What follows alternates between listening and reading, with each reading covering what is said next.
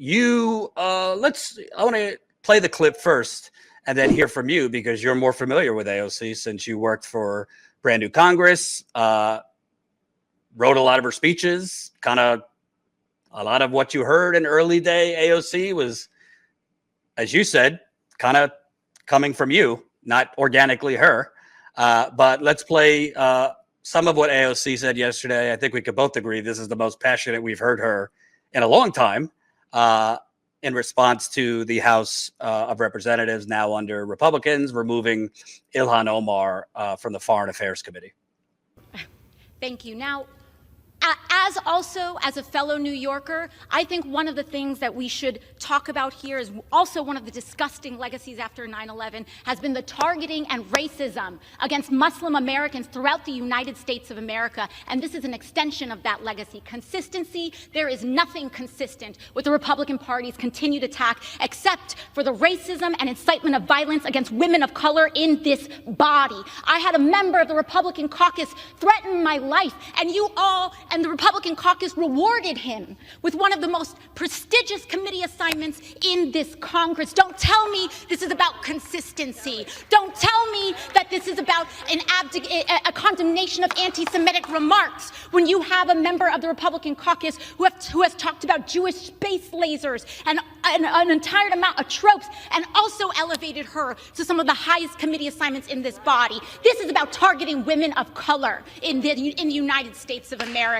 Don't tell me, because I didn't get a single apology when my life was threatened. Thank you. Here's how I feel. I don't think she's wrong on the committee seat and the racism from the Republicans, but I'm still angry about this. And here's why.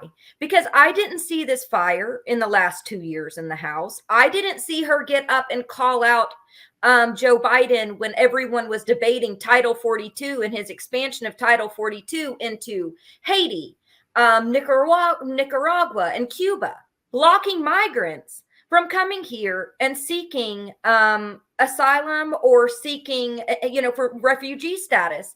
I didn't hear her talking about kids in cages at the border. That's very similar policies to what was under Trump, where nothing has fundamentally changed. I saw 3 weeks ago a very light press conference where she was nicely asking Joe Biden to take care of the immigration issues in this country. She hasn't asked to defund ICE. She hasn't tackled the Patriot Act and the Patriot Act being extended to the point where DHS is now in Cop City. They're using DHS language to charge 7 people with domestic terrorism for nonsense charges that hold no weight. Where's her fire on this? Where's her fire when the Democrats were in charge? Now that the Republicans have the majority, all of a sudden she's fiery again at the podium. And that makes me upset. And also because this is very kind of personal centric, Omar getting taken off of a committee and her receiving death threats. And don't get me wrong, I have received death threats as someone who's been a semi-public figure before, and it's scary. And I'm not downplaying the severity of receiving death threats, but at the same time, right now, people are under attack, losing their homes. We got the child care. We've got the student loan bubble about to burst. We've got, an extreme rise in homelessness, rampant poverty.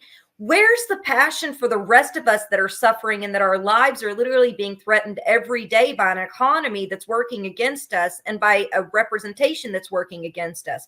Where's the fire and the passion about 109 Democrats voting to denounce socialism this week and towing the line with Republicans?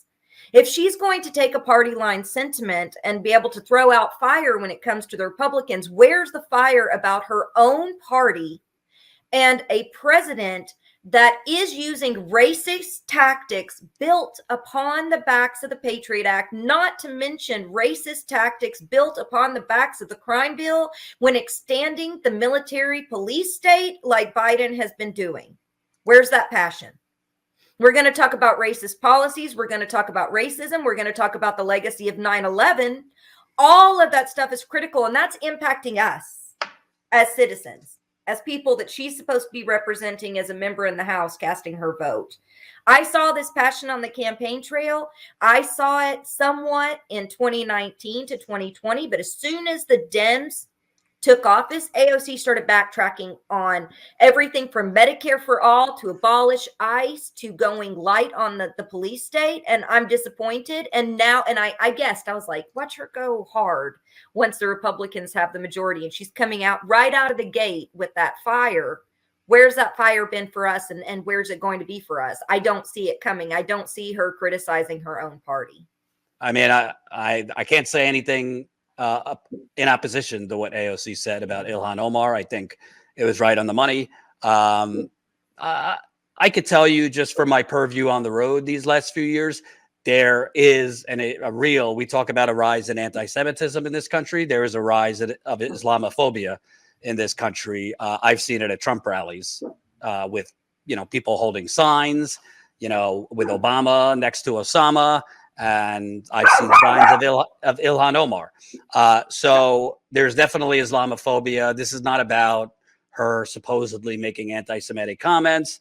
I mean, I'm Jewish, whatever.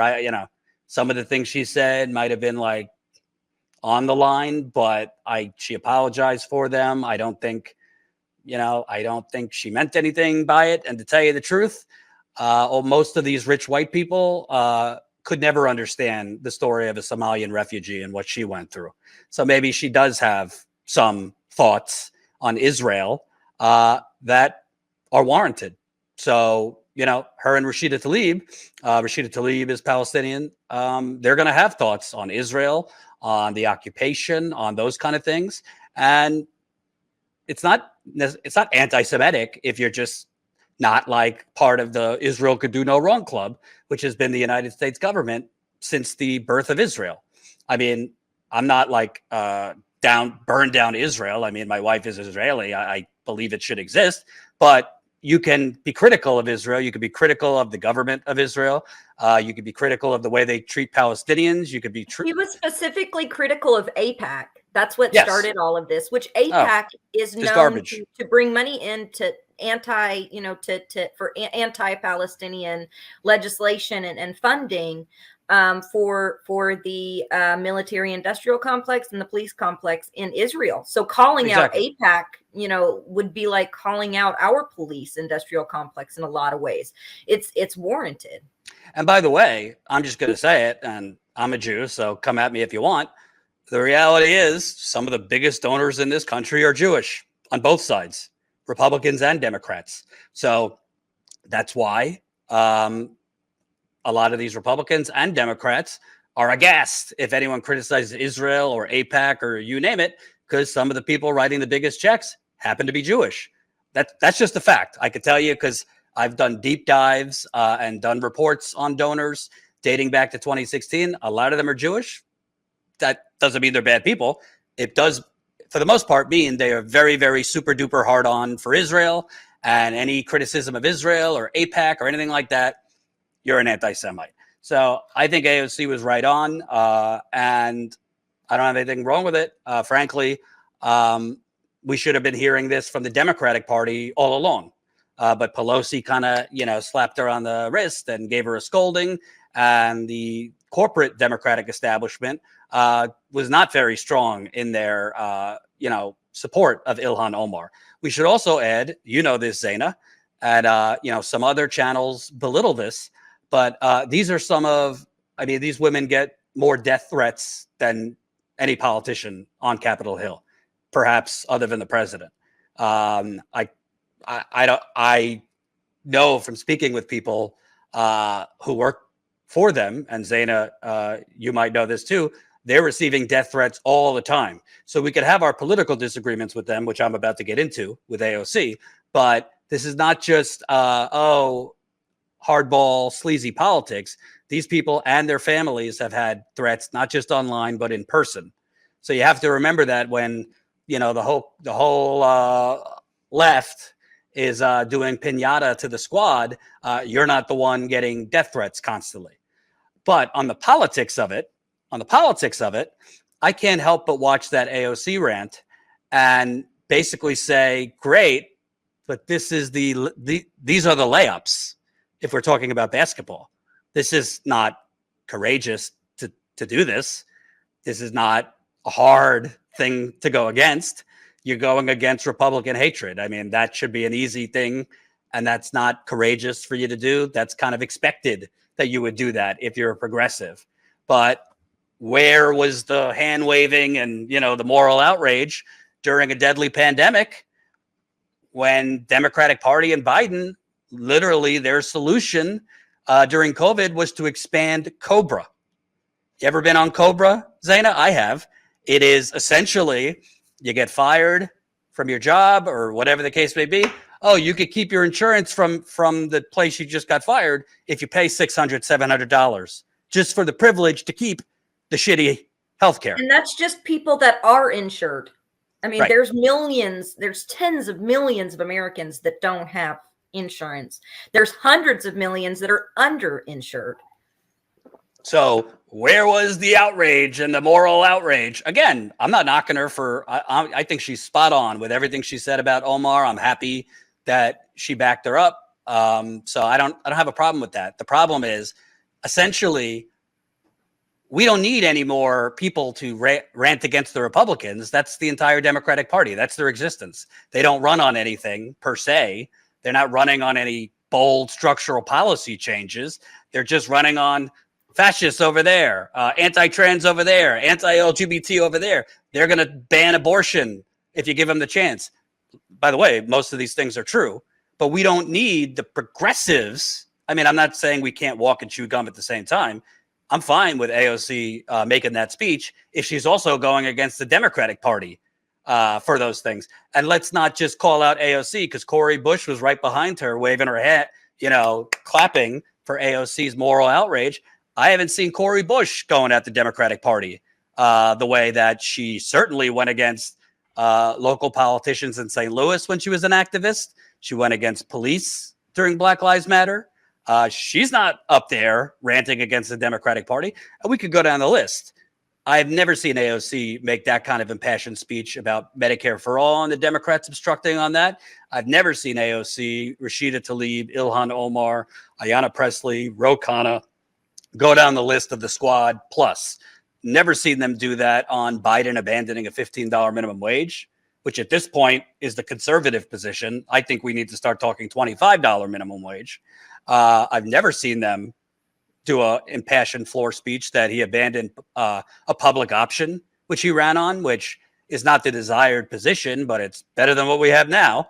I have never, ever, she went and did a photo op getting arrested outside the Supreme Court when they overturned Roe v. Wade. Again, that's a layup. But where are you opposing Biden on? He's out there handing out more leases to drill on public land. He ran against that. And let's get this straight. Joseph Crowley, when Abolish ICE started coming out, he said he supported it. Joseph Crowley said that he wanted to dismantle the DHS. Joseph Crowley said that he wanted to reverse the Patriot Act. He wanted to end the AUMF. He was anti-war. He signed John Conyers' legislation as a co-sponsor for Medicare for All. The juxtaposition between Joseph Crowley and AOC wasn't just the corporate money. It was that because she wasn't taking corporate money, she was hired. I call it them getting hired. She was hired by the voters when she put in her application. At the very top of her application was, I will challenge my own party. That was her number one messaging point. I'm different than Crowley because he's making all these promises, but I'm different because I will challenge my party when they don't do it. I will bring the ruckus. That's what her and several of the other squad members, as well as several other Democrats we don't consider squad members, go up there and they say, I'm going to challenge the establishment. I'm going to challenge the party. But then it's crickets. Then it's giving Biden A+ on immigration. It's saying, oh, Biden isn't quite as, he's not as bad as Trump was when nothing's changed. So, yeah, she applied for a job. The voters hired her, and she's not keeping her number one fundamental job qualification for the job, which was, I'm going to challenge this party.